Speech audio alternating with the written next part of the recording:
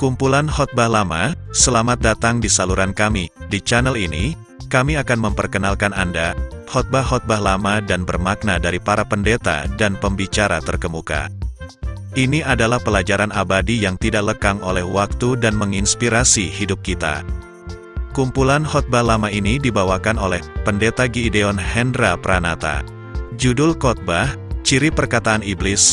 Khotbah lama ini diabadikan pada hari Rabu, tanggal 24 September tahun 2003, khotbah ini sudah berumur 20 tahun. Namun firman Tuhan selalu baru, dan tidak ada yang usang. Ayat nats khotbah diambil dari Matius pasal 4, ayat 1-10. Inti dari khotbah ini, bagaimana kita mengetahui suara Tuhan, suara hati, dan suara iblis. Akhir kata, jangan lupa channel kami, like dan subscribe dan bagikan video ini kepada mereka yang Anda cintai. Mari bersama-sama tumbuh dalam iman dan menjadi berkat orang di sekitar kita. Tuhan memberkati. Production 2023.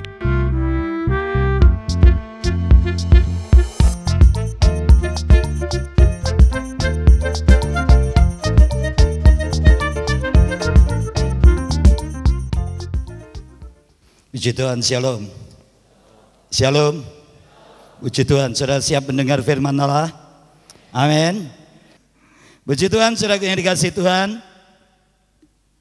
Mari saudara kita sama-sama baca firman Tuhan di dalam kitab Matius pasal yang keempat. Injil Matius pasal yang keempat.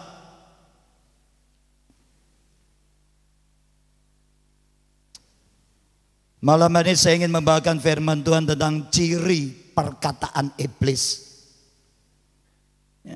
Sudah saatnya orang Kristen harus bisa membedakan antara suara Allah dan suara iblis. Dan bagaimana cirinya kita bisa mengenal itu suara Tuhan atau itu suara iblis.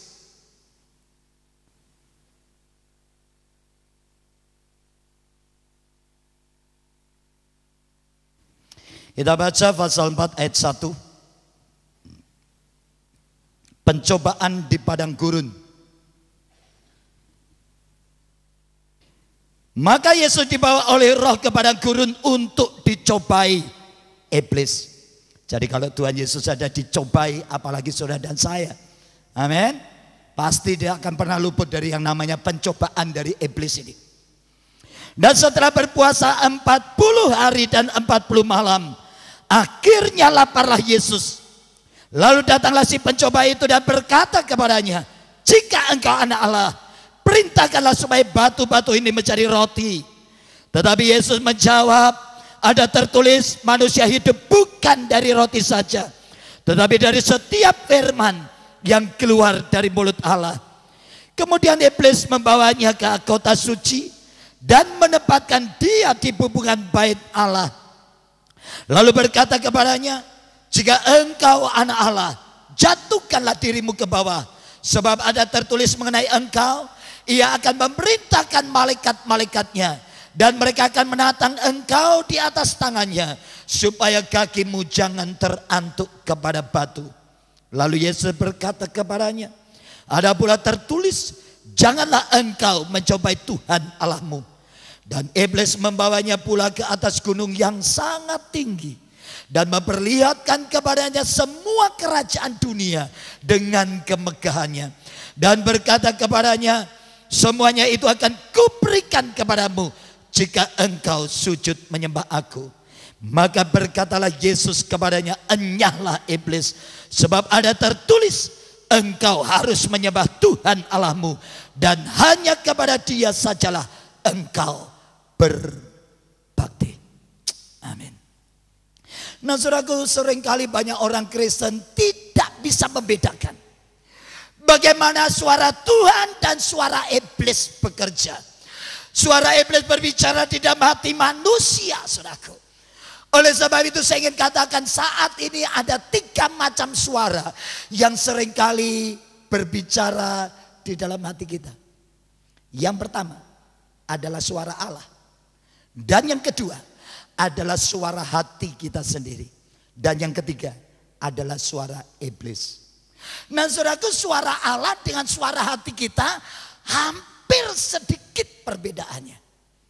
Orang seringkali tidak bisa membedakan, hampir kalau dia tidak memiliki kepekaan rohani, karena tidak memiliki hubungan yang akrab dengan Tuhan, maka seringkali tidak bisa membedakan suara Tuhan atau suara hati. Makanya banyak orang Kristen kadang-kadang keliru, saudaraku, di dalam mengambil keputusan. Karena apa? Karena dia tidak bisa membedakan itu suara Tuhan sebagai jawaban atau suara hati. Nah, saudaraku, yang satunya adalah suara iblis. Nah, kalau sampai ada orang Kristen tidak bisa membedakan antara suara Tuhan dan suara iblis, ini namanya kebangetan, saudaraku.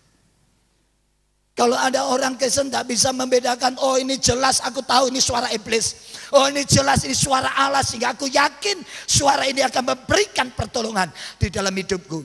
Nah, saudaraku, saya ingin katakan kepada saudara, malam hari ini kita akan belajar mengenal ciri dari suara iblis, supaya saudara bisa membedakan itu suara Tuhan atau suara iblis. Nah, saudaraku yang dikasihi Tuhan, satu saat pada waktu Tuhan Yesus sedang melakukan doa puasa 40 hari 40 malam, menjelang dia memasuki pelayanan yang sangat akbar, dikatakan setelah Tuhan Yesus berpuasa 40 hari 40 malam, Alkitab berkata maka laparlah Tuhan. Secara tubuh jasmani Tuhan Yesus mengalami kelemahan. Secara tubuh jasmani Yesus mengalami kelemahan saat itu. Dan di saat di dalam kelemahan itulah iblis datang mencobai Tuhan. Saudara, iblis seringkali datang tepat pada waktunya. Di saat saudara lagi kuat, iman saudara lagi eksis di hadapan Tuhan, iman saudara lagi kokoh di dalam Yesus Kristus, iblis tidak datang mencobai saudara. Tetapi seringkali pencobaan itu datang, dia memberikan pencobaan itu di saat saudara sedang mengalami kelemahan. Di saat kita sedang dalam kelemahan secara fisik, di saat kita sedang dalam kelemahan secara roh, disitulah seringkali iblis datang memberikan pencobaan di dalam hidup manusia. Dan berapa banyak manusia akhirnya hancur iman percayanya, kemudian hancur pengharapannya. Jadi Kristen tetapi tidak memiliki pengharapan yang kokoh di dalam Yesus Kristus. Karena apa? Karena dia tidak tahan dengan godaan atau pencobaan yang iblis lakukan. Nah, saudaraku, itulah sebabnya kita perlu waspada. Pada waktu Tuhan Yesus selesai doa 40 hari 40 malam berpuasa, Alkitab berkata maka laparlah Yesus. Dan di saat Yesus di dalam keadaan lapar, di saat Tuhan Yesus dalam kelemahan, lalu datanglah si pencoba itu, yaitu iblis. Pertama dia bawa Yesus, lalu dia berkata, kalau engkau anak Allah, jadikanlah batu ini menjadi roti. Lalu Tuhan Yesus berkata, orang percaya orang hidup bukan hanya dari roti saja, tetapi melainkan dari firman yang keluar dari mulut Allah. Lalu iblis lari, saudaraku. Setelah iblis kemudian membawa Yesus naik ke hubungan bait Allah yang sangat tinggi. Lalu iblis mulai berkata kepada Tuhan Yesus, sekarang jatuhkanlah dirimu ke bawah, sebab ada tertulis mengenai engkau, dia akan mengutus malaikat-malaikatnya dan menatang engkau supaya kakimu jangan terantuk kepada batu. Lalu sekali lagi Tuhan Yesus berkata, janganlah engkau mencobai Allah Tuhanmu. Lalu iblis membawa Yesus ke atas bukit yang sangat-sangat tinggi. Lalu iblis mulai berkata kepada Yesus, sekarang lihatlah, segala kerajaan dunia ini dengan segala kemegahannya akan aku berikan kepadamu jika engkau sujud menyembah kepadaku. Nah, saudaraku, 3 kali iblis mencoba Yesus dan 3 kali iblis gagal untuk mencoba Yesus. Itulah sebabnya saya rindu, saudaraku, pencobaan iblis boleh datang kepada saudara dan saya. Tetapi saya ingin katakan, kita rindu supaya pencobaan itu tidak akan mampu menjatuhkan iman percaya kita sebagai orang Kristen. Amin. Itulah sebabnya malam hari kita akan belajar, saudaraku, mengenal ciri suara iblis berbicara di dalam hidup kita. Yang pertama, kita lihat, saudaraku, apa yang iblis kerjakan kepada Yesus. Kita baca ayat 3 dan ayat 6.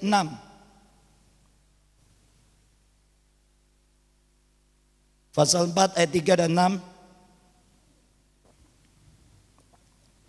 Lalu datanglah si pencoba itu dan berkata kepadanya, jika engkau anak Allah, perintahkanlah supaya batu-batu ini menjadi roti.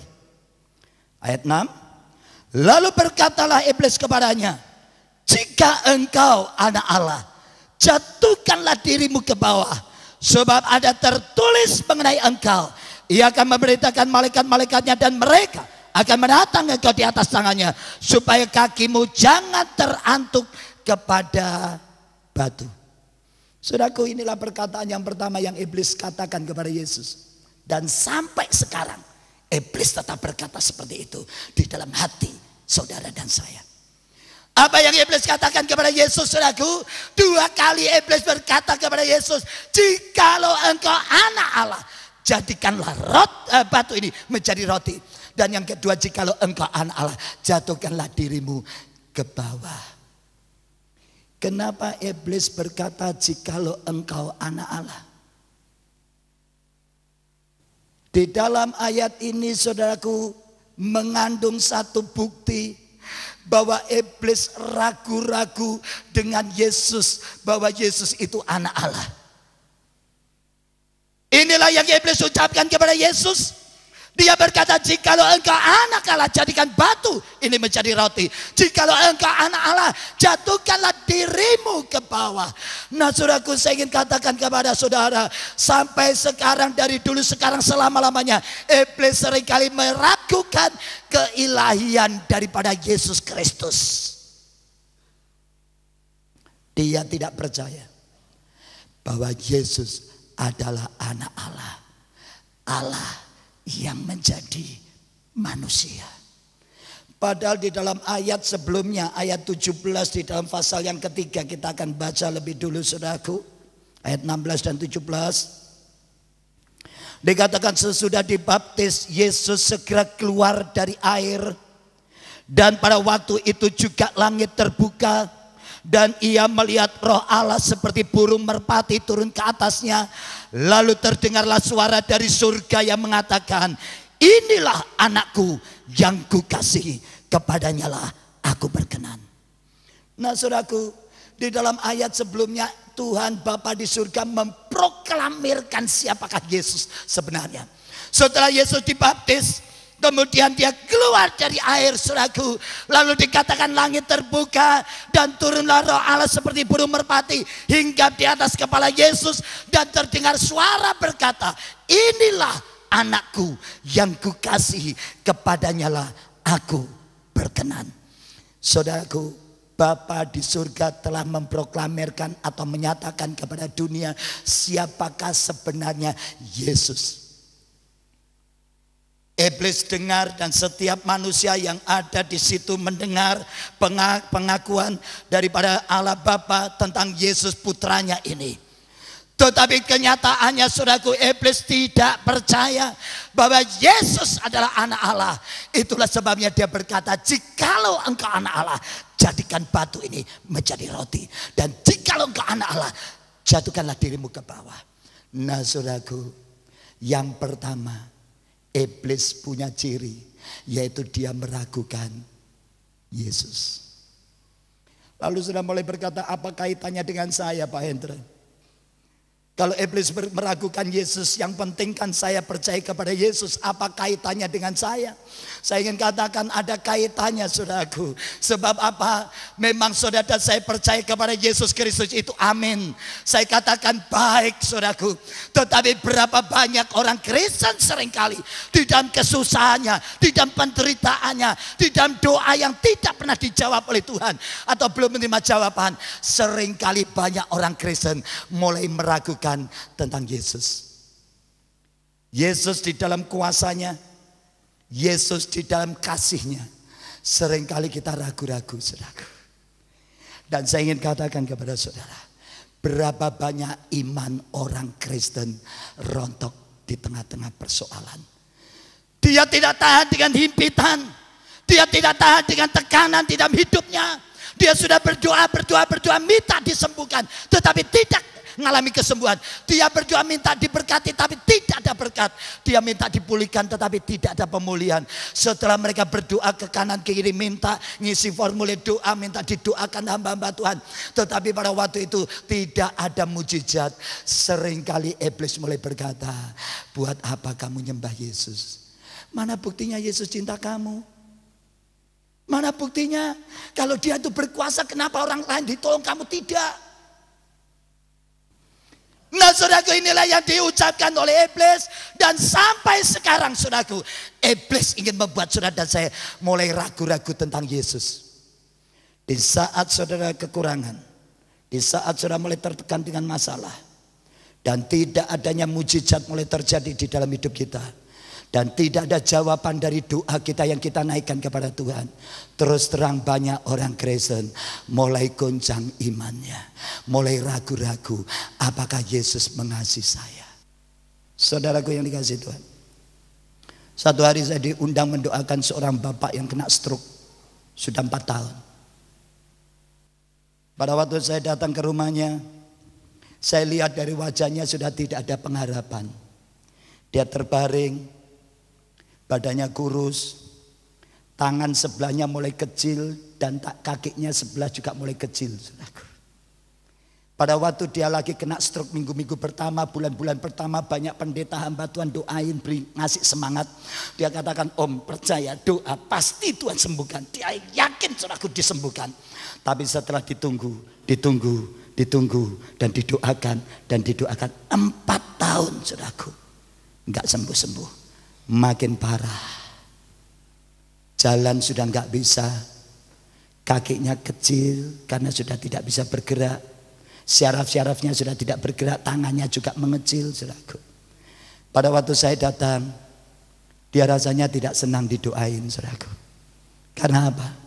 Dia pikir bocah. Yang pendeta-pendeta gede aja, yang kali berkelas berat, udah doain dia nggak sembuh. Apalagi yang namanya Pak Hendra Pranata yang kecil mungil gini. Jadi dia terus terang nggak nganggap dan nggak yakin bahwa dia sembuh. Lalu saya tanya, bagaimana kabarnya Om? Apa kabar? Ya, puji Tuhan. Puji Tuhannya baik tak saudara, tapi pakai iyahnya itu yang nggak bagus saudara. Ya, puji Tuhan. Kalau ada orang Kristen, bagaimana kok kabarnya? Ya, puji Tuhan. Berarti ada beban berat, so pasti saudara. Puji Tuhannya baik, tapi ya, puji Tuhan. Bagaimana kabarnya, kerjaan maju? Ya, cuan-ciak lah. Jadi cuannya hanya cukup untuk ciak. Bayar listrik bank nggak cukup saudara. Nah ini puji Tuhannya sih baik, tapi kalau ditanya iyahnya itu, pembukaannya ini yang gak baik saudaraku. Jadi belajar kalau ada orang Kristen ditanya bagaimana kabarnya, puji Tuhan baik. Jangan pakai ya puji Tuhan lah, itu saudaraku. Ya, saya gak tahu saudara sering kali begitu apa enggak. Nah saudaraku, pada waktu saya mulai ngobrol sama Om ini, lalu dia ngomong sama saya begini. Ini perkataan yang membuat saya kaget saudaraku. Lalu dia katakan, Pak Hendra, saya tidak yakin benar, saya sudah tunggu 4 tahun. Saya nggak yakin kalau Yesus itu bisa sembuhkan saya. Loh, saya tanya, kenapa Om berkata demikian? Lalu dia berkata, saya punya alasan Pak Hendra. Kenapa saya katakan, apakah Yesus mampu menyembuhkan saya? Sedangkan urat syaraf saya sudah tidak bekerja. Dan tangan kaki saya sudah mulai mengecil. Sekarang sudah tidak bisa digerakkan apa-apa. Apakah Yesus mampu menyembuhkan saya? Dia katakan. Lalu saya tanya, kenapa Om ngomong begini? Lalu dia katakan, karena Pak Hendra, saya menunggu 4 tahun lebih. Ternyata tidak ada kesembuhan buat saya. Apakah Yesus masih bisa sembuhkan saya? Saya katakan, Om, masalahnya bukan Yesus bisa sembuhkan atau tidak, tapi masalahnya Yesus mau nyembuhin Om apa enggak. Dia kaget saudaraku. Loh, maksud Pak Hendra bagaimana? Loh, kalau buat Tuhan Yesus nyembuhkan Om yang baru 4 tahun itu gampang. Di dalam Alkitab itu 38 tahun lumpuh bisa jalan. Lalu dia ngomong, itu kan di Alkitab Pak Hendra, yang butuh sekarang saya. Dia katakan, kalau di Alkitab sih saya percaya Yesus bisa bangkitkan, tapi bisa enggak dia sembuhkan saya? Saya katakan, Om, buat Tuhan sampai sekarang kuasanya tidak pernah berubah. Kalau dia mau nyembuhkan Om, dia sanggup sembuhkan. Tetapi masalahnya, dia mau enggak nyembuhin Om? Dia kaget, saudara. Dia katakan, loh maksud Pak Hendra apa? Dia mau atau tidak? Berarti sekarang ini, sampai sekarang ini bukan karena Yesus tidak mampu, tapi tidak mau nyembuhin Om. Saya katakan, iya. Wah, dia kaget, saudaraku. Lu kenapa alasannya Tuhan Yesus dia tidak mau nyembuhin saya? Padahal saya sudah doa.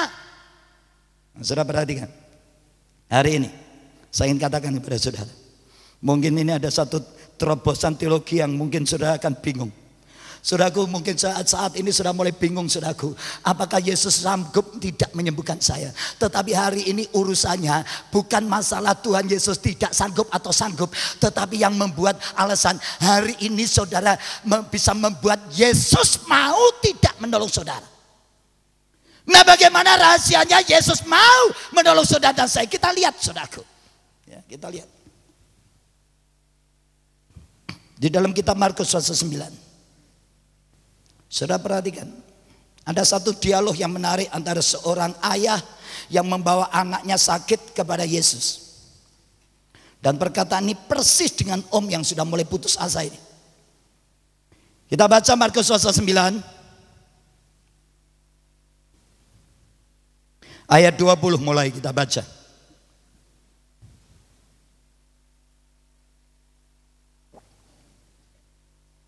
Lalu mereka membawanya kepadanya, dan waktu roh itu melihat Yesus, anak itu segera diguncang-guncangnya, dan anak itu terpelanting ke tanah dan terguling-guling sedang mulutnya berbusa.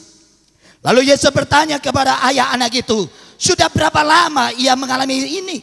Jawabnya, sejak masa kecilnya, dan seringkali roh itu menyeretnya ke dalam api ataupun ke dalam air untuk membinasakannya. Sebab itu, saudara perhatikan, sebab itu jika engkau dapat berbuat sesuatu, tolonglah kami dan kasihanilah kami. Jawab Yesus, katamu jika engkau dapat, tidak ada mustahil bagi orang percaya.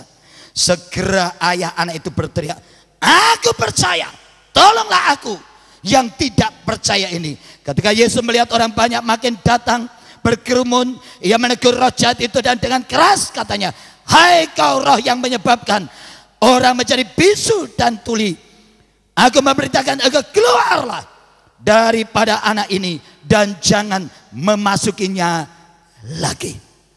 Lalu keluarlah roh itu sambil berteriak dan menggoncang-goncangkan anak itu dengan hebatnya. Anak itu kelihatan seperti orang mati, sehingga banyak orang yang berkata ia sudah mati. Nah, saudaraku, ini perkataan ayah yang membawa anak itu. Dia datang kepada Yesus membawa anaknya yang sejak kecil dirasuk setan, dirasuk roh. Dan kalau roh itu datang, saudaraku, anak ini dibanting-banting, menggelepar-gelepar, dia dibawa ke dalam api dan masuk ke dalam air untuk membinasakan anak ini. Tetapi anak itu selamat terus. Sampai satu hari ayah anak ini membawa anak ini datang kepada Yesus. Dan pada waktu Yesus bertanya, sudah berapa lama anak ini mengalami hal yang seperti ini? Ayahnya berkata, sejak masa kecilnya. Jadi terus terang orang tua ini sudah hampir putus asa, saudaraku. Lalu dia berkata kepada Yesus, Yesus, jika engkau dapat menolong, tolonglah kami. Yesus berkata, engkau berkata jika aku dapat. Tidak ada perkara yang mustahil, percayalah. Lalu ayah dari anak itu dia mulai berteriak dan dia meloncat. Dia berkata, aku percaya. Tolong supaya engkau membuat aku percaya orang yang tidak percaya ini. Nah, saudaraku, saya ingin katakan kepada saudara, yang saat ini banyak orang Kristen seringkali dibuat oleh iblis menjadi ragu-ragu tentang Yesus. Pada waktu persoalan saudara berlarut-larut terjadi, kesulitan saudara tidak pernah kunjung selesai, persoalan saudara makin berat di dalam hidup saudara, penyakit saudara tidak sembuh-sembuh, disitulah seringkali iblis datang di saat saudara dan saya mengalami kelemahan. Untuk apa? Dia datang untuk membuat saudara dan saya menjadi ragu-ragu tentang Yesus. Doa kita dan kesusahan kita yang menekan kehidupan kita. Jujur saudaraku. Jujur. Jangankan jemaat, pendeta aja kalau mengalami pergumulan dan lama proses itu nggak dijawab oleh Tuhan, kadang-kadang kita jujur aja kita ngomong, Tuhan sampai kapan? Kalau sudah diberkati sih nggak ngomong gitu. Tapi pada waktu sudah diproses, kadang-kadang Tuhan sampai kapan sih engkau dengar, engkau jawab doaku? Saya pernah ngomong begitu sama Tuhan, saudaraku, jangankan saudara, saya sebagai hamba Tuhan pernah ngomong begitu. Tapi saya sadar saya tidak mau memberi kesempatan buat iblis lebih lanjut bekerja di dalam diri saya. Berapa banyak orang mulai putus asa di dalam kesesakannya, di dalam persoalannya. Berapa banyak jujur orang Kristen mulai putus asa, saudaraku. Kenapa dia bisa putus asa? Karena dia mulai mendengar suara iblis, mulai berbicara di dalam hatinya. Dan saudaraku, seringkali iblis sampai sekarang dia selalu punya ciri membuat saudara dan saya ragu-ragu tentang Yesus. Ini cara yang pertama. Oleh sebab itu saudaraku, saya nggak tahu kalau hari-hari ini saudara sedang dalam pergumulan doa, dan rasanya hari-hari ini saudara sudah mulai tidak tahan dengan persoalan yang saudara hadapi. Saya ingin katakan kepada saudara, jangan kau ragu-ragu tentang Yesus yang kau sembah. Dia Allah yang tidak pernah mengecewakan kita. Amin. Di saat saudara dan saya lemah, biarlah saudara tetap kuat di dalam Yesus Kristus, di dalam pengharapan. Saudara tetap menjaga persekutuan dengan Tuhan. Secara pribadi saudara tetap melekat dengan erat dengan Tuhan. Karena apa? Kalau tidak, iblis goncangkan hati saudara dan saya. Dan kita mulai menjadi lemah. Dan mulai putus asa. Dan mulai kehilangan pengharapan bahwa Yesus sanggup menjawab doa kita. Saya ingin katakan saudaraku, malam hari ini persoalannya bukan dia tidak sanggup menolong, tapi persoalannya dia mau nggak menolong kita. Dan bagaimana rasanya dia bisa menjadi mau menolong kita, saudaraku? Yaitu dia berkata tidak ada perkara mustahil, percayalah. Percaya yang bagaimana, saudaraku? Yang kita bisa mendatangkan mujizat, yaitu percaya yang sepenuhnya kepada Yesus Kristus, bahwa dia Allah yang tidak pernah meninggalkan perbuatan tangannya. Dia yang sudah memanggil kita, dia akan tetap mengasihi kita. Dan lambat atau cepat, dia akan menjadikan segala sesuatu di dalam hidup saudara dan saya menjadi indah. Amin. Inilah yang dikerjakan iblis, saudaraku. Yang pertama, dia membuat kita meragukan tentang kasih dan kuasanya yang ajaib, yang besar di dalam hidup kita. Dan banyak orang Kristen hari-hari ini mulai banyak mengalami keraguan-raguan. Melihat doanya tidak dijawab-jawab oleh Tuhan, melihat kesulitannya tidak terselesaikan, terus terang saudaraku, mulai goncang imannya, mulai goncang pengharapannya tentang Yesus. Tapi berbahagialah orang yang teguh di dalam iman, dia tidak akan pernah dikecewakan Tuhan. Dan pada waktu saya ngomong sama Om, hari ini Tuhan tuntut Om belajar mengucap syukur. Yang kedua, Om syukuri dengan penyakit yang Om alami saat ini. Yang kedua, Om belajar menaruh iman. Sekarang mungkin Om sedang goyah, sekarang Om lagi kehilangan pengharapan. Tapi sekarang saya katakan, Om belajar mengucap syukur dengan penyakit ini. Dan Om mulai berkata, Tuhan terima kasih Engkau izinkan penyakit ini terjadi dalam hidupku. Dan yang kedua, Om harus percaya, kalau 38 tahun mereka sakit, lumpuh bisa disembuhkan, apalagi yang 4 tahun. Lalu dia berkata, apa yang harus saya lakukan Pak Hendra? Doa. Sekarang Om mensyukuri. Jangan kutuki Tuhan dan jangan salahkan Tuhan. Akhirnya malam hari itu dia menangis dan dia berdoa, dia minta ampun di hadapan Tuhan. Karena apa? Terus terang saudaraku, dia pernah rasanya itu pengen berontak sama Tuhan, saudaraku. Dia ngomong, Tuhan kalau Engkau adil, katanya Allah itu adil, kenapa saya ngalami seperti ini? Nah saudaraku, berapa banyak orang kadang-kadang di dalam persoalan, kadang-kadang kita merasa Tuhan itu tidak adil di dalam hidup saudara. Orang lain diberkati, justru kita menderita. Orang sakit, orang lain hidupnya sangat diberkati, disertai oleh Tuhan. Tetapi seringkali kita di dalam kekurangan, seringkali kita tidak bisa melihat keadilan Tuhan di saat kita di dalam penderitaan. Lalu saya katakan Om, ngucap syukur dan muliakan Tuhan dengan penyakit yang Om alami. Dan jangan sampai Om mulai kecewa dan mengutuki Tuhan. Lalu dia ngomong, memang Pak Hendra, saya pernah ngata-ngatain Tuhan. Ngata-ngatain apa? Engkau tidak adil. Allah apa kamu? Saya kaget, saudaraku. Akhirnya dia katakan, pernah Pak Hendra, saya kecewa sama Tuhan. Satu saat saya lihat tubuh saya begini, saya teriak sama Tuhan dan saya rasanya kecewa ya, menyembah Yesus, dia katakan. Akhirnya malam itu dia mulai minta ampun dan dia bereskan. Dan saya katakan mengucap syukur. Dan setiap pagi ucapkan perkataan-perkataan iman.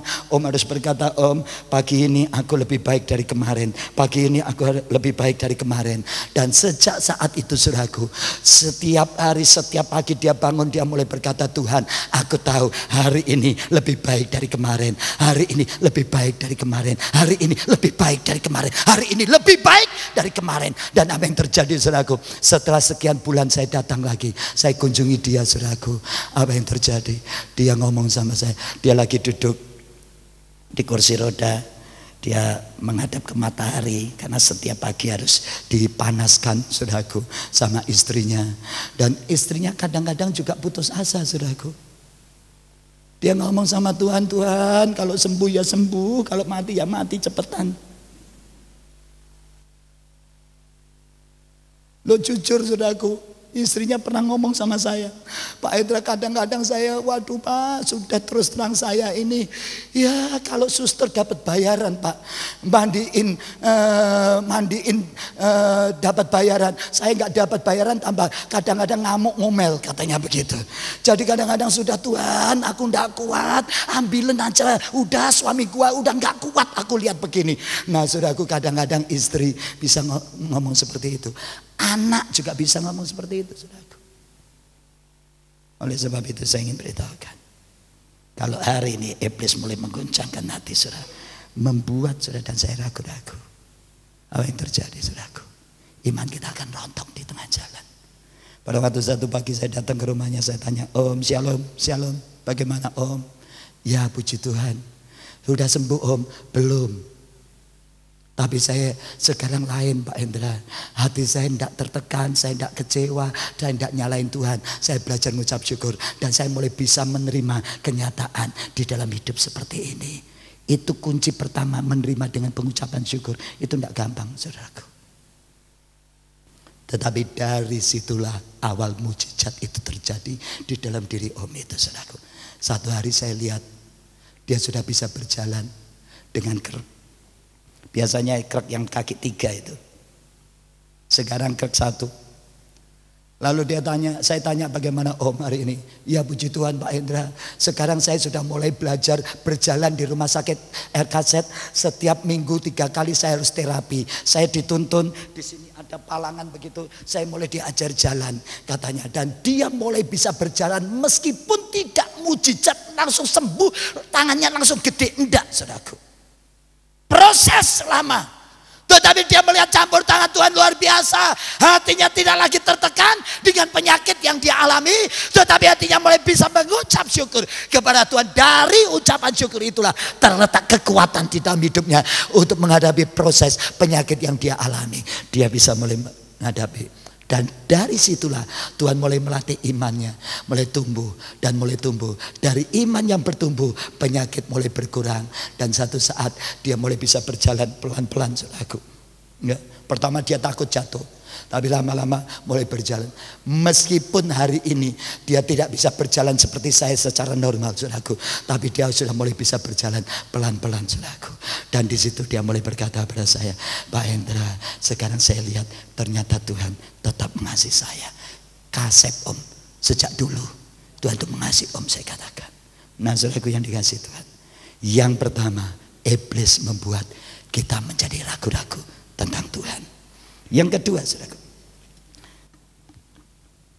kita baca Markus pasal 5. Kita Markus pasal yang kelima.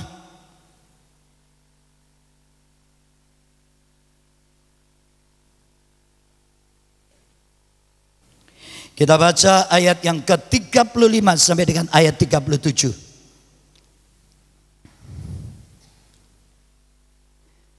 Dikatakan ketika Yesus masih berbicara, datanglah orang dari keluarga rumah ibadat itu dan berkata, anakmu sudah mati. Apa perlunya lagi engkau menyusah-nyusahkan guru? Tetapi Yesus tidak menghiraukan perkataan mereka dan berkata kepada kepala rumah ibadat itu, jangan takut, percaya saja. Lalu Yesus tidak memperbolehkan seorang pun ikut serta kecuali Petrus, Yakobus dan Yohanes, saudara Yakobus. Mereka tiba di rumah kepala rumah ibadat itu dan di sana dilihatnya lah orang-orang ribut, menangis dan meratap dengan suara nyaring. Sesudah ia masuk dan ia berkata kepada orang-orang itu, mengapa kamu ribut dan menangis? Anak ini tidak mati tapi tidur. Tetapi mereka mentertawakan dia. Saudaraku, yang kedua, perkataan iblis itu selalu punya ciri suka melemahkan. Hati-hati. Pada waktu saudara dikatakan Tuhan Yesus mau mendoakan anak kepala rumah ibadat, anak Yairus, saudaraku. Dikatakan pada waktu Yairus berkata, guru datang ke rumahku, anakku sakit keras. Lalu Tuhan Yesus datang ke rumah Yairus, saudaraku. Tetapi di tengah-tengah perjalanan, tiba-tiba ada orang yang diutus dari rumah Yairus dan berkata, anakmu sudah mati. Untuk apa kamu menyusah-nyusahkan guru? Dan pada waktu Yesus mendengar, Alkitab berkata, Yesus tidak menghiraukan perkataan itu. Nah, saudaraku, saya ingin katakan kepada saudara, kalau hari ini ada orang berbicara kepada saudara dan tujuannya melemahkan hatimu, jangan hiraukan. Orang ini nggak pernah sadar bahwa dia berbicara di hadapan Tuhan Yesus. Yesus yang sanggup menyembuhkan yang sakit, Yesus yang sanggup membangkitkan orang mati. Itulah sebabnya dia berkata, untuk apa kamu menyusahkan dulu? Anakmu sudah mati.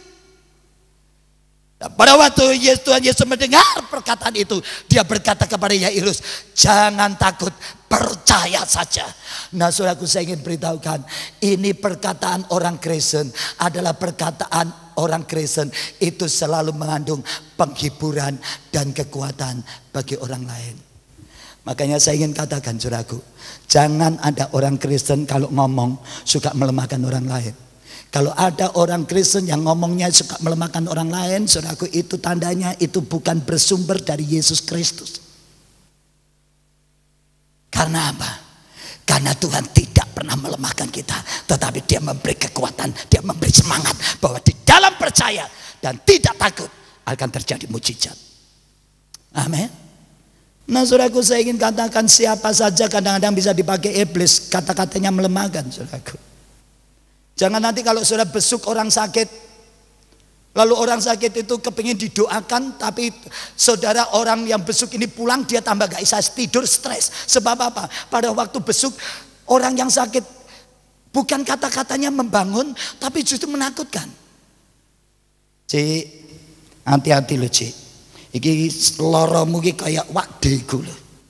Wakdeku mati nih persis kayak kowe ngene, Cik. Hati-hati. Loh, ini tim besuk kayak gini pensiun aja, saudaraku. Orang kepengen dihibur tambah wedi, saudaraku. Malam kedap-kedap, lo kayak wakde nih dek nih ya. Iya ya, iki lo tambah takut, saudaraku. Nah, ini kata-kata bukan membangun tapi meruntuhkan iman. Nah, kalau ada orang Kristen dipakai iblis seperti ini, saya ingin katakan jangan hiraukan. Satu hari ada seorang ibu ngomong sama saya begini, Pak Hendra, Bapak kenal hamba Tuhan ini? Saya katakan kenal, Bu. Kenapa? Dia katakan, Pak, terus terang saya kecewa dengan pendeta ini. Saya katakan, kenapa? Iya, masa dia ketemu saya tidak ngasih kekuatan, tambah dia melemahkan saya. Masa pendeta ngomongnya begitu? Hamba Tuhan ngomongnya begitu? Saya tanya, Ibu, dia ngomong apa sampai Ibu sampai kecewa? Ya pokoknya Pak Hendra, saya ngomong, saya nggak perlu ngomong ya. Tapi terus terang saya kecewa sebab bahwa itu perkataannya dia itu tidak membangun saya, tapi justru menyudutkan saya dan melemahkan saya. Sampai saya itu kadang-kadang saya mulai kecewa, saya kecewa banget sama dia. Nah, itulah sebabnya saya ingin katakan kepada saudara, kalau satu hari saudara mendengar kata-kata seseorang yang sifatnya saat itu membuat saudara mulai ragu-ragu, membuat saudara mulai goncang iman saudara, menjadikan saudara lemah, jangan hiraukan. Amin. Saya pernah bersaksi di hadapan saudara. Saya punya istri sakit. Dan sakitnya itu menakutkan saya, jujur. Saya sebagai hamba Tuhan sekalipun saya takut. Karena apa? Pada waktu saya menikah dengan istri saya 20 tahun lalu tidak pernah ngalami penyakit ini, tapi hari-hari kemarin ini dia ngalami sakit pusing, saudaraku. Kalau pusing itu tidak tahan sampai nangis, kepalanya ditarik-tarik rambutnya. Lalu saya ngomong, "Mah, kamu CT scan." Saya katakan, dia katakan, "Enggak, Bah. Daripada aku CT scan nanti kalau aku tahu penyakitku, aku tambah stres." Lalu saya katakan, "Mah, tapi aku belum siap jadi duda. Makanya kamu CT scan aja deh." Lalu dia katakan, "CT scan itu berapa, Pak?" Sekarang ndaknya udah pek jing. Udahlah, nggak usah lah. Anak saya yang paling kecil berkata, "Ma, udahlah Ma, pakai uang sakunya Lisa aja. Lisa punya 600. Mami CT scan ya." Dan yang terakhir, saudaraku, disertai dengan pingsan. Begitu pusing, tidak tahan, langsung pingsan, amblas, saudaraku. Wah, kalau pingsan tuh saya lihat tangannya biru, dingin, mulutnya biru pucat gitu, saudaraku. Saya 4 kali melihat istri saya pingsan. Setelah pusing dia tidak tahan, langsung les hilang, saudaraku. Terus terang saya takut, benar, saudaraku. Benar, jujur saya takut. Pada waktu saya pelayanan di Jakarta, selesai khotbah mau pelayanan doa malam, saya diajak makan. Saya ditanya, "Pak Hendra mau makan apa? Chinese food, Sunda food, fast food, seafood, atau food?" Saya katakan, orang Surabaya itu senji-senji sipun. Saya katakan seafood. Saya penggemar seafood. Ini bukan pengumuman, tapi kalau ada yang tergerak saya nggak akan tolak. Akhirnya saya dipesanin seafood. Saya sukanya itu, ini maaf Pak Sinardi, bukan pengumuman ini. Saya sukanya itu udang rebus, kepiting, telur saus tauco atau saus apalah, saus Inggris, saus London, saus Amerika, pokoknya yang itu, saudaraku. Kemudian kailanca sapi, itu makanan kesukaan saya. Akhirnya dipesenin udang rebus 1 kilo, kepiting saus tauco 2 porsi, kailan 2 porsi. Tapi yang makan 8 orang, bukan cuma saya. Saudaraku, jangan cepat-cepat sudah pikir, "Pak Hendra bagaimana sih?" Itu. Begitu hidangan mulai dimasak, HP saya bunyi. Saya yes, saudaraku. Ternyata dari anak saya, dari rumah. Karena saya program rumah, jadi keluar tulisan rumah. Saya tanya, "Halo, ada apa?" Anak saya nangis, saudara. "Papi, ini lo mami, mami kenapa?" Saya katakan, "Mami pingsan, mami pingsan." Saya kaget, saudaraku. Itu yang ketiga kali istri saya pingsan. Saya katakan, "Ayo sekarang kamu doa." Saya katakan, "Doa yang kumpul semua, sosok semua kumpul, kokoh suruh kumpul, doa. Nanti kalau selesai sadar, mami bawa ke rumah sakit." Udah, saudaraku. Begitu doa saya selesai, saya mati. "Doa ya, nanti terus kamu ambil minyak angin, gosok minyak angin, tapi jangan banyak-banyak, taruh di hidungnya. Setelah itu kamu terus sadar, kamu bawa ke rumah sakit." Begitu selesai, saudaraku, saya terima telepon. Terus terang, rupa-rupanya perubahan wajah saya ini diketahui oleh anak pendeta ini yang juga pendeta. Lalu dia tanya, "Om, ada apa?" "Tante, pingsan, host." Saya katakan, "Loh, sakit apa kok pingsan?" "Ya, hari-hari ini suka pusing. Yang terakhir ini setiap kali selesai pusing langsung pingsan. Dulunya gak pernah pingsan, sekarang pingsan." Saya katakan, "Semaput," saya katakan. Lalu dia katakan, "Om, ini frekuensi untuk pingsannya ini hari-hari ini makin hari makin cepat ya." "Iya, kok kamu tahu?" "Loh, hati-hati loh Om, itu gejalanya kayak mama saya." Mama saya dulu sakitnya sama tante. Dia katakan, pada waktu jalan-jalan ke Senayan, Plaza Senayan sama papa, tiba-tiba mama saya ngeluh sakit pusing, kemudian jatuh pingsan dan dibawa ke rumah sakit Darmais, kemudian di CT scan. Ternyata ada benjolan di otaknya dan 3 kali operasi, yang terakhir gagal dan mamanya meninggal. Lalu dia ngomong, "Om, ini gejalanya tante kayak mama saya, hati-hati Om." Saya mikir, ini enggak roh wong wedi tambah didendeni, saudaraku. Orang takut tambah ditakut-takutin. Alkitab berkata, jangan hiraukan. Meskipun saya nggak hiraukan, tapi hati saya juga goncang, saudaraku. Saya mikir, persis gejalanya kayak mamanya dia, saudaraku. Sebelum mamanya dipanggil Tuhan, itu penyakitnya sama dengan istri saya. Akhirnya begitu selesai, HP saya bunyi lagi, saya yes. Anak saya ngomong, udah sadar Pak, mama. Sekarang bawa ke rumah sakit. Nggak mau, mami nangis. Mama, mana, papi mau bicara. Halo sayang, kenapa? Nggak kuat aku Pak.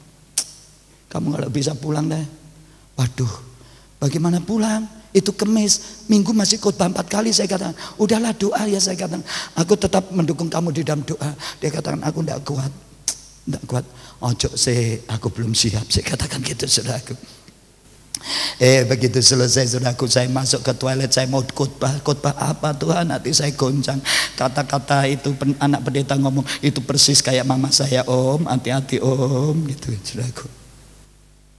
Besok paginya istri saya dibawa ke Kediri.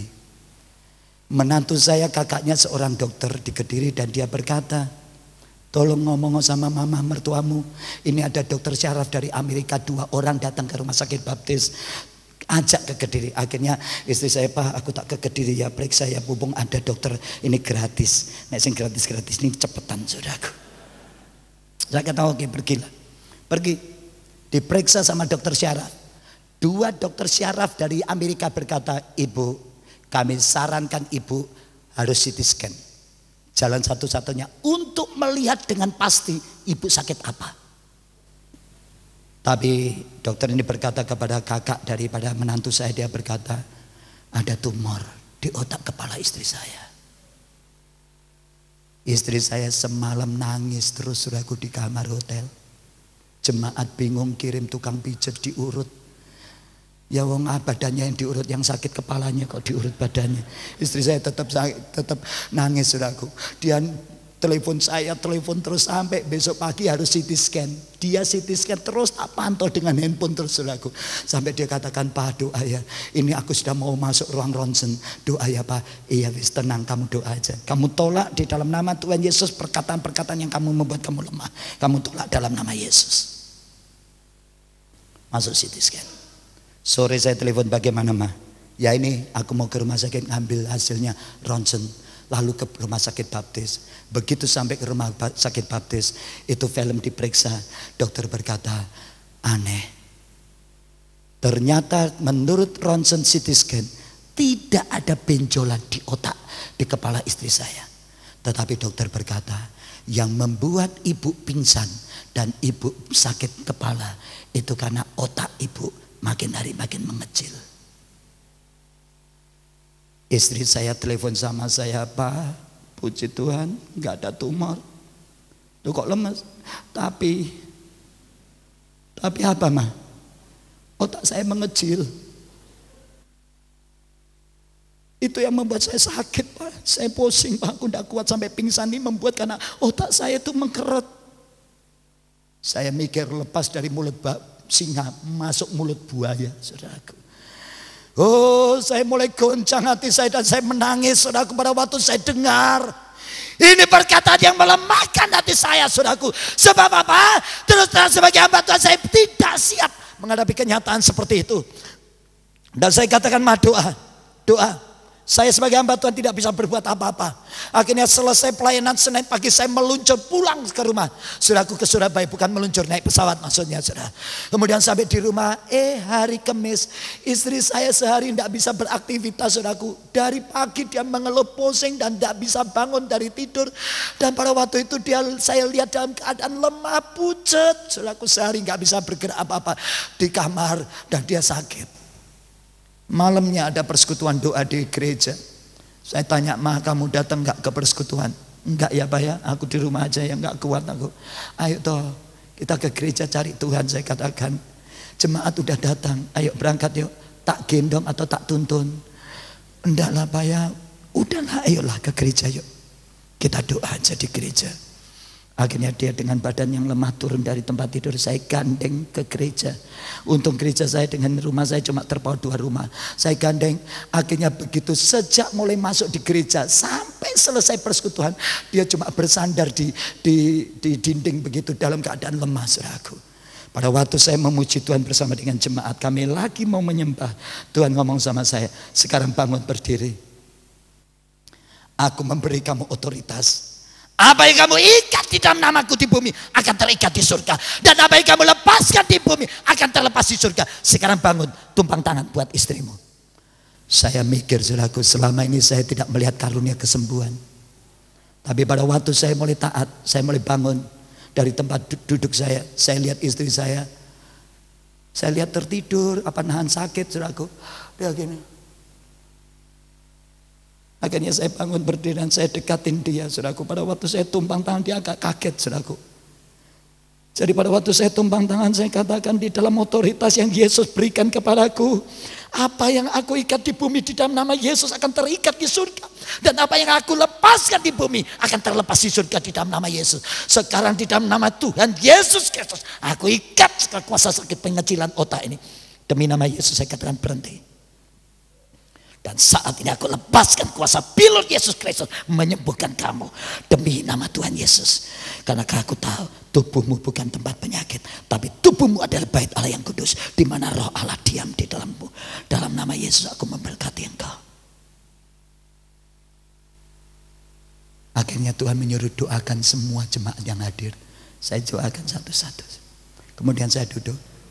Saya lihat istri saya masih bersandar, saudaraku. Tapi sudah tahu, pada waktu selesai persekutuan pulang, istri saya bisa berjalan dengan tegar. Dan dari saat itu sampai sekarang, istri saya tidak pernah pingsan lagi. Karena kuasa Yesus yang dahsyat membebaskan dia dari penyakitnya. Amin.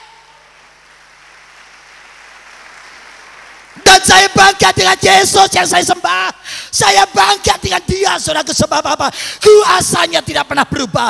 Oleh sebab itu saya ingin katakan kepada saudara, setiap saudara yang hadir di sini, engkau diberi otoritas yang sama. Ada kuasa yang sama yang Allah berikan kepadamu. Apa yang kamu ikat di bumi di dalam nama Yesus akan terikat di surga.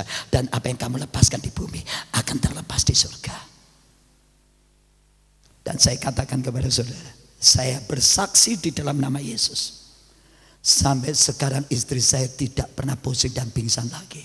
Karena saya yakin, saudaraku, kuasa Yesus yang dahsyat itu sudah menjamah dia. Dan saya bersyukur, iblis yang coba-coba membuat kami lemah bisa dipatahkan tipu dayanya. Oleh sebab itu, saudaraku yang dikasihi Tuhan, kalau ada seorang berkata kepadamu dan dia mulai melemahkan hatimu, udahlah, bojomu itu tidak bakal bisa bertobat. Aku ngerti dari kecilnya memang begitu, karakternya kayak bapaknya itu loh. Jangan percaya, saudara. Iya ya, memang bojoku tak delok-delok tambah nemen.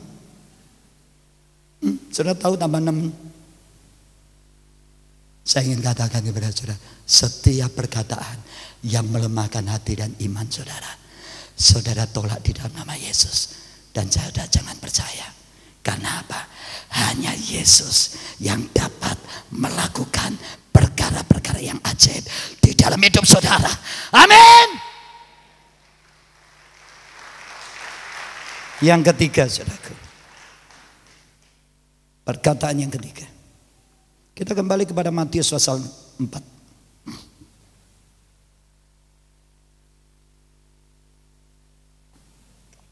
Kita baca ayat 8. Dan iblis membawanya pula ke atas gunung yang sangat tinggi dan memperlihatkan kepadanya semua kerajaan dunia dengan kemegahannya, dan berkata kepadanya, semuanya itu akan kuberikan kepadamu jika engkau sujud menyembah aku.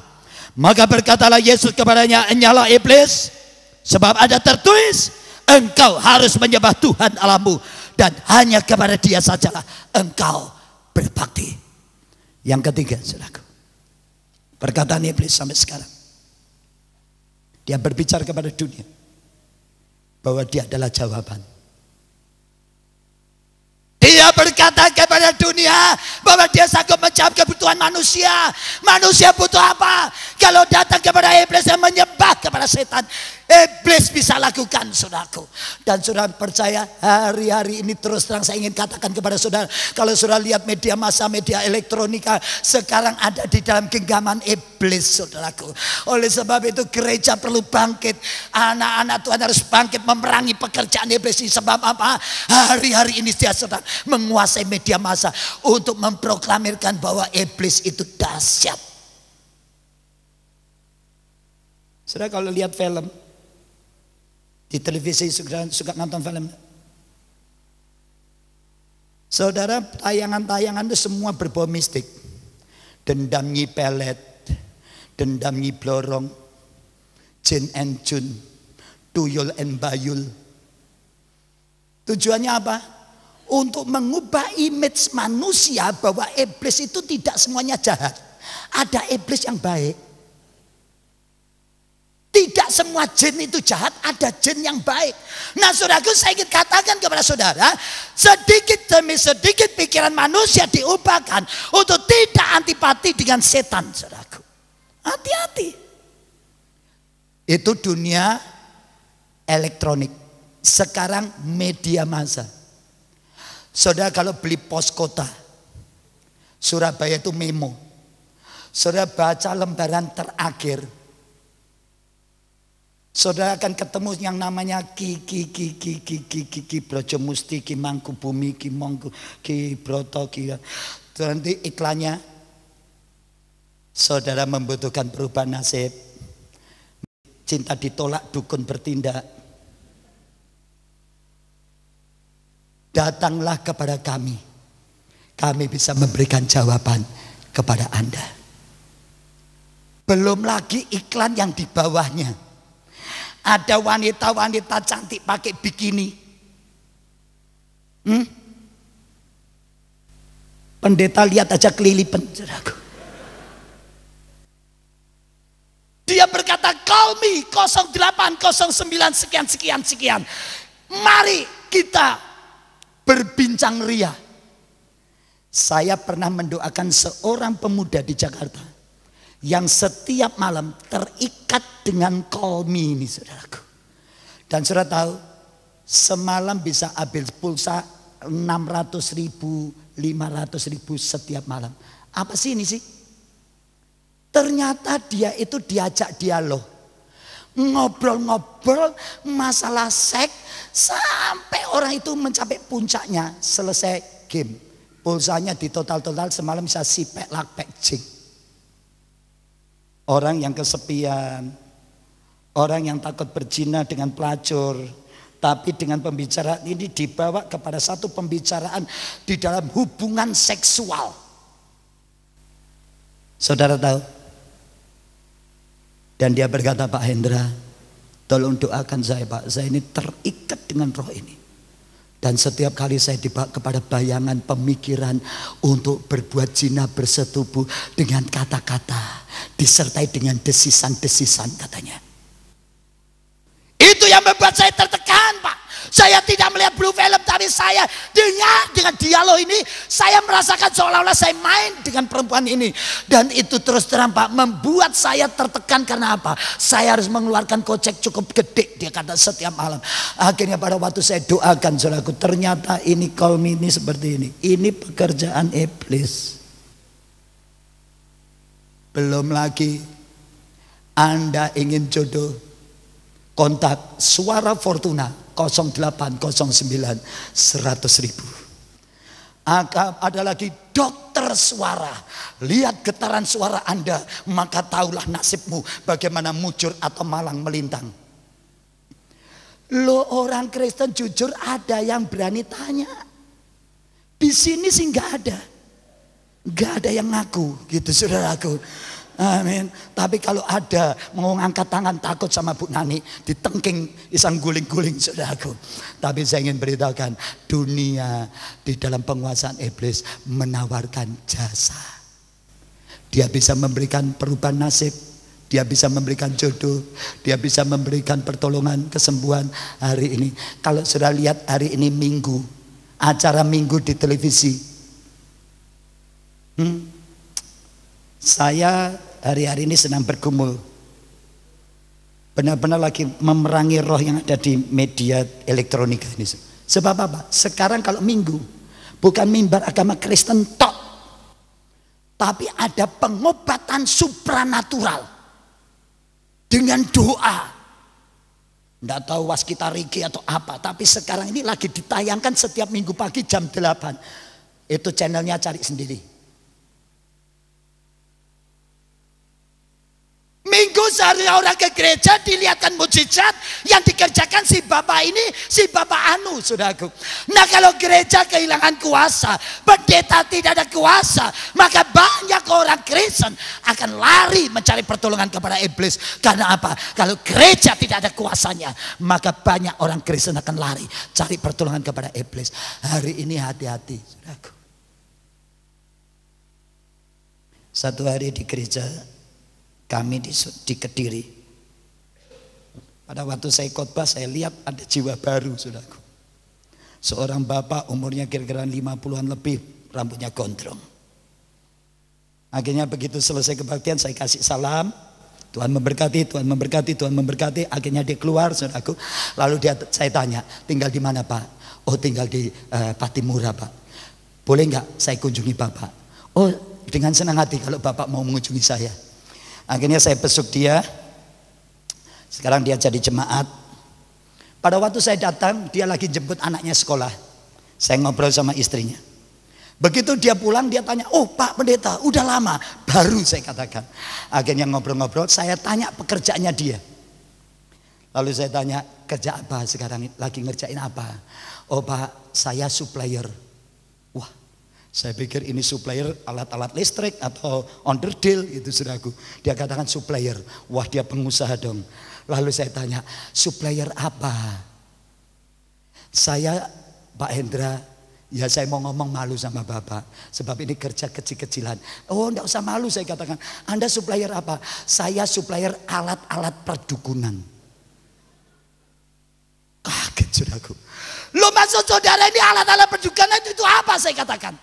Pak, itu dukun-dukun para paranormal yang ada di koran-koran, itu alat-alatnya ngambilnya dari saya.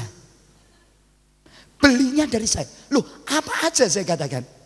Bapak pernah dengar jenglot? Oh ya, jenglot saya kenal. Saya tahu. Bukan saya kenal, saya tahu. Ya, saya tidak mau kenal. Jenglot itu manusia sakti yang hidupnya ratusan tahun yang lalu, tapi tidak bisa hancur, tubuhnya dikubur tapi tubuhnya makin mengkeret.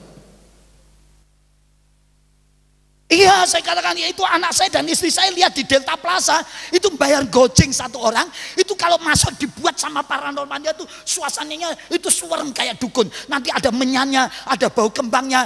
Nanti kalau dia mau demonstrasi itu jenglot ini manusia yang tua begitu, rambutnya panjang, kukunya panjang begini telanjang saudaraku. Ya, tua banget. Kemudian kalau mulutnya ditetesin dengan darah itu matanya bisa nyala. Istri saya katakan benar Pak, benar. Bapak jangan percaya. Loh kenapa? Itu saya yang buat. Wah paranormal bisa nangkep makhluk gaib namanya jenglot. Akhirnya saya katakan, masa Bapak tidak percaya? Akhirnya dia ambil kursi, dia naik saudaraku. Di atasnya ada satu kotak sepatu, dia ambil. Lalu dia buka di depan saya. Pada waktu kotak itu dibuka saya kaget sebab apa? Di dalamnya situ ada dua makhluk. Makhluk mengerikan, tua, laki perempuan, telanjang, nggak tahu malu. Ya, rambutnya panjang, wajahnya kayak tua, kukunya panjang-panjang, kakinya panjang, kukunya panjang. Lalu dia ngomong begini, ini Pak, kalau nggak percaya, ini loh yang namanya jenglot. Pada waktu saya pegang, ini jantung saya deg-deg, deg-deg, deg-deg gitu saudaraku. Jujur. Pada waktu saya pegang itu jantung saya deg-degan saudaraku. Nek tidak deg-degan mati saudaraku. Begitu saya pegang, lalu saya tanya, ini harganya berapa? Ini pesanannya paranormal dari Tulungagung Pak. Sejodoh saya jual Sitio. Bapak jangan percaya kalau ini ditetesin darah bisa nyala. Jangankan darah, sekarang saya tetesin air, nanti Bapak lihat bisa nyala. Akhirnya dia ambil aqua, itu cucupannya aqua, gitu ditarik, kan ada airnya itu. Langsung ditetes ke mulutnya, tes itu. Ini wajahnya langsung nyala, saudaraku. Ya, matanya langsung marah. Saya kaget benar, saudaraku. Sebab apa? Dua-dua nyala. Lalu dia katakan, Bapak jangan percaya. Ini dalamnya sudah saya rancang, saya kasih IC macam-macam. Ini kalau saya kasihin air, langsung matanya nyala, Pak. Itu sama paranormal, dikasih darah dari PMI. Kemudian berapa ampul begitu, kalau orang-orang pengunjung sudah satu kelompok masuk diteteskan nyala. Jangan percaya, ini saya yang buat. Istri saya langsung ngomong, Papa beli satu, Pak. Saya tanya, untuk apa? Nanti diumumin, Pak Hendra Pranata menangkap jenglot manusia sakti, katanya gitu. Saya katakan gitu, emangnya apa? Sekarang Bapak jangan percaya kalau orang pegang dop bisa nyala. Itu yang dipakai iklannya Deddy Kombusur tentang cerebrofit. Betul? Saudara boleh makan cerebrofit sak pabrik, megang dop tidak akan bisa nyala, saudaraku. Betul? Itu ada alatnya. Dia yang buat, jemaat saya yang buat. Dia berkata, Bapak tidak percaya, itu saya yang buat. Akhirnya dia keluarkan sepasang sepatu bata. Lalu saya katakan, loh bagaimana ini kamu pegang dop bisa nyala? Akhirnya solnya bawah ini saudaraku diputer gini. Di dalamnya tuh ada alat-alat elektronik, saudaraku. Jadi ada on off-nya. Jadi kalau di on, ini tubuhnya bermuatan listrik. Lalu dia katakan, Bapak tidak percaya, tak pegang, nanti kan nyetrum. Tidak, wes percaya aja daripada kesetrum. Saya katakan gitu, saudaraku. Ya, wes percaya. Akhirnya benar, Bapak tidak percaya. Akhirnya istrinya disuruh ngambil dop, saudaraku. Langsung di on kan, cetek. Dop dipegang, nyala. Dia katakan, Pak, makanya kalau ke dukun jangan percaya, dipegang nyala, jangan percaya. Itu alatnya saya yang buat. Sepatunya sepasang nopek jing. Kalau ada yang mau beli, ngomong sama saya, saudaraku, tambah perpuluhan 10%. Amin. Jadi nopek jing gitu, saudaraku. Ya, istri saya ngomong begini lagi ngeledekin, Pak, yang ini boleh beli sepatu. Ini sepatu setrum. Tujuannya apa? Saya ngomong gitu. Nanti kalau kamu KKR, altar call, yang maju doa no, tapi ojo lu lali nyetek no. Nanti begitu bok, nah itu saudaraku. Orang ngomong, wih Pak Hendra ada kuasa nyetrum. Itu bukan nyetrum, ono sepatu nih, saudaraku. Amin. Istri saya ngeledekin saya, wah kalau ini berapa Pak? 200 Bu, saya bos. Ini saya jual. Ini laris kayak kacang goreng hari-hari ini. Dan dia ngomong lagi, saya jual batu kalau dimasukkan air jadi merah. Orang ngomong merah terima. Ini semua dukun pakai Pak. Itu juga nopek jing. Dia punya puluhan biji. Dia buka, dicemplung lagi di aqua. Benar-benar nyala. Yang terakhir dia tunjukkan, Bapak percaya Kris bisa berdiri? Wah, tidak percaya. Coba Bapak lihat. Ini bukan dukun, saudaraku, jemaat saya. Akhirnya dia ambil kris dan pura-pura. Itu kris bisa berdiri benar, saudaraku. Saya kaget. Lalu saya tanya, loh ini kok bisa berdiri? Kalau Bapak mau bayar dulu, tak beritahu katanya. Waduh. Yang terakhir dia ngomong begini, Pak, kalau saya sudah jadi anak Tuhan, saya jadi orang Kristen, masih boleh nggak jual kayak gini? Waduh, bingung saya, saudaraku. Saya katakan, kalau kamu tahu kebenaran, kamu akan berhenti bekerja, saya katakan. Nah, saudara, saya ingin beritahukan, saudara jangan percaya. Ya, sebab apa? Iblis itu pembohong. Dia berkata, aku akan berikan kerajaan dengan segala kemegahannya kalau engkau sujud menyembah kepadaku. Iblis memberitahukan kepada dunia, dia adalah pembohong besar. Dia berkata bahwa dia bisa memberikan jawaban kepada manusia, tetapi akhirnya iblis akan membinasakan jiwa manusia. Oleh sebab itu hati-hati, saudaraku, jangan cari pertolongan yang di luar bukan Yesus Kristus, saudaraku. Kita harus cari kepada Yesus. Dia adalah sumber pertolongan di dalam hidup saudara dan saya. Dia adalah pemberi jawaban bagi setiap pergumulan saudara dan saya. Amin. Jangan dibohongin setan. Saudara, kalau saudara lihat dunia artis, itu mereka bisa terkenal, itu ada peranan dukunnya, saudaraku. Tapi tidak semua artis ya, saya katakan. Sebab saya ketemu dengan seorang artis yang bertobat, dia katakan dia nyanyi itu ada syaratnya. Dia pergi ke dukun lalu dikasih susuk di lidahnya. Nanti kalau dia nyanyi, nyanyinya bisa merdu, bisa narik orang. Dan saudara pernah nggak saudara lihat wajah seseorang kalau dia senyum, wah saudara begitu tertarik. Kenapa? Pakai susuk. Ini bibirnya dikasih susuk. Kadang-kadang orang melihat orang itu tergetar karena matanya dikasih susuk. Ini dikasih susuk. Segala sesuatu di dalam tubuhnya bisa menarik. Lah wong elek bisa jadi pemain sinetron lari setengah mati, saudaraku. Itu dari mana? Yang cantik aja banyak. Karena apa? Karena peranan seorang paranormal atau dukun. Satu hari ada penyanyi, dia cari ilmu, cari dukun supaya dia laris, supaya suaranya itu benar-benar bisa dikenal. Akhirnya benar, saudaraku, penyanyi ini terkenal, bisa rekaman. Dan indah sekali nyanyian, banyak menggetarkan kalau dia nyanyi di panggung itu sampai orang kayak kesurupan, saudaraku. Karena apa? Karena peranan daripada ilmu kegelapan. Tapi satu hari dia stres, masuk rumah sakit jiwa. Rumah sakit jiwanya dekat hotel di mana saya nginep di Jakarta, di Jalan Kaji. Itu ada hotel Fiducia, kalau saya di Jakarta nginep situ, sebelahnya satu rumah ada rumah sakit gila. Nah ini orang ini berkas artis, saudaraku, stres karena hubungan dengan pacarnya putus, dia tidak siap mentalnya sampai akhirnya gila. Maklum karena penyanyi, jadi kalau gila suka nyanyi.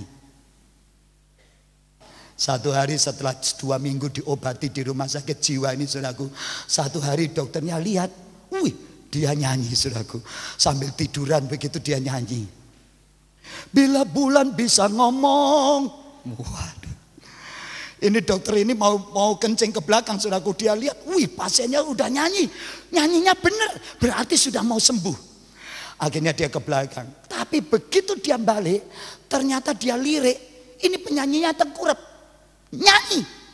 Tapi nyanyinya bukan bila bulan bisa ngomong, tapi madu di tangan kananmu, racun di tangan kirimu. Lah ini dokternya ini anak Tuhan, bingung, saudaraku. Dia pikir, loh ini sudah sembuh, tapi kok aneh. Tadi aku berangkat kencing di belakang, terentang nyanyinya bila bulan bisa ngomong.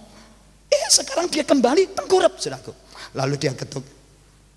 Lalu dia buka, lalu dia tanya, namanya Nin. Tadi bapak lihat kamu kok udah nyanyi-nyanyi, lagi seneng ya, lagi sukacita ya. Iya dok.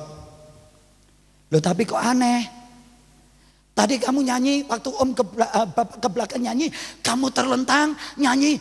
Bila bulan bisa ngomong, tapi sejak pada waktu om balik, kok kamu tengkurap nyanyinya sambil ngomong, madu di tangan kananmu, racun di tangan kirimu. Lu maksudnya apa? Lalu dia cengar-cengir, dia ngomong, Pak, bapak jangan lupa, pada waktu bapak ke belakang tadi saya nyanyi set A, jadi set A itu gini. Nah pada waktu bapak kembali, saya nyanyinya set B. Dia katakan gitu, saudaraku. Jadi dokternya mikir, oh jadi belum waras isi gendeng, saudaraku. Jadi nanti kalau sudah beli kaset, saya jual kaset set A dan set B, saudaraku. Kalau setnya gini, set B-nya gini. Jangan lupa ya, saya jual kaset bukan set A tok ya. Makanya saudara jangan terkecoh dengan pekerjaan iblis, dia itu pembohong. Amin. Dia bisa memberi kekayaan buat kita. Dia bisa memberi kesembuhan buat kita. Dia bisa memberikan kedudukan dan pekerjaan buat kita. Dia bisa memberi anak, dia bisa memberi jodoh. Tetapi akhirnya jiwamu binasa. Ini penyanyi ini, dia cari ketenaran melalui dukun. Akhirnya gila, saudaraku. Sampai gila pun masih tetap nyanyi. Ada set A-nya, set B-nya, saudaraku. Itu kebangetan, saudaraku. Makanya saya ingin beritahukan, hati-hati.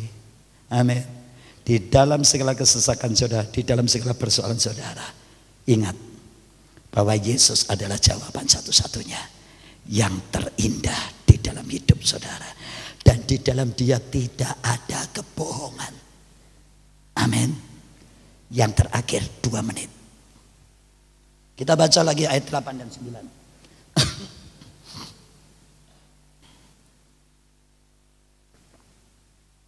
Dan iblis membawanya pula ke atas gunung yang sangat tinggi dan memperlihatkan kepadanya semua kerajaan dunia dengan segala kemegahannya. Dan berkata kepadanya, semuanya itu akan kuberikan kepadamu jika engkau sujud menyembah aku. Maka berkatalah Yesus kepadanya, enyahlah iblis, sebab ada tertulis, engkau harus menyembah Tuhan Allahmu dan hanya kepada Dia sajalah engkau berbakti. Yang terakhir saudaraku, hati-hati. Apa saja yang iblis sodorkan kepada saudara, kalau tidak berpusat kepada Yesus Kristus.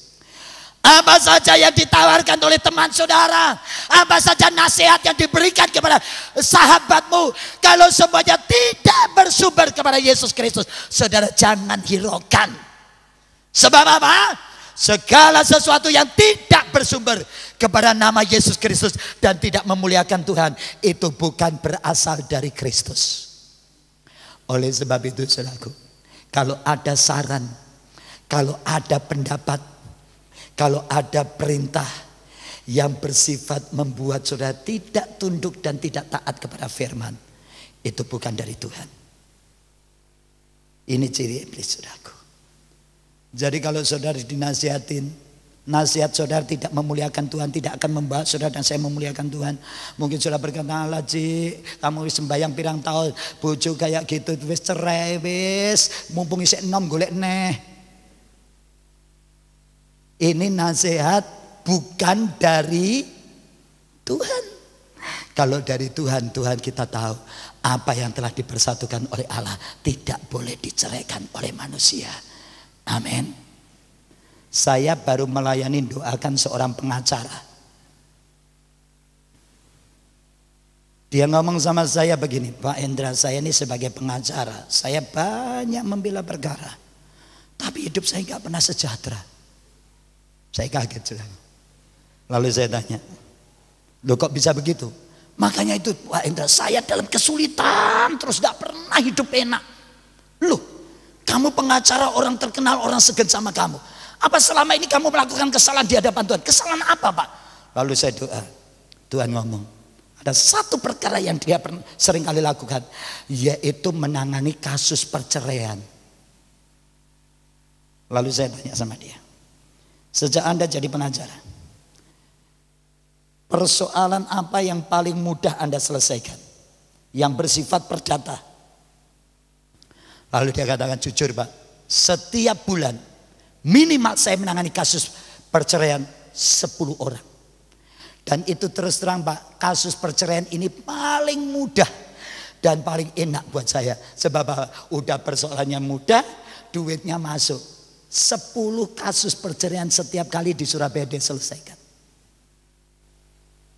Lalu saya tanya sama dia, kamu itu majelis gereja, kamu pengacara, kok kamu tidak takut sama Tuhan? Pantas hidupmu tidak pernah enak. Loh kok bisa Pak Hendra? Ya, habis apa yang selama ini kamu lakukan bertentangan dengan firman Allah, saya katakan. Lalu dia katakan, bagaimana Pak Hendra? Sekarang kalau kamu kepingin hidup diberkati oleh Tuhan, berhenti sebagai pengacara yang menangani kasus perceraian. Lalu dia katakan, lo terus terang Pak, ini yang paling enak. Sebab dari kasus ini aja saya bisa nyelesaikan bayar kantor, bayar telepon, bayar listrik, bayar gaji karyawan, bayar partner saya. Itu dari kasus perceraian cukup. Yang lain itu berkat saya. Saya tanya, berkatnya bisa kamu nikmati enggak?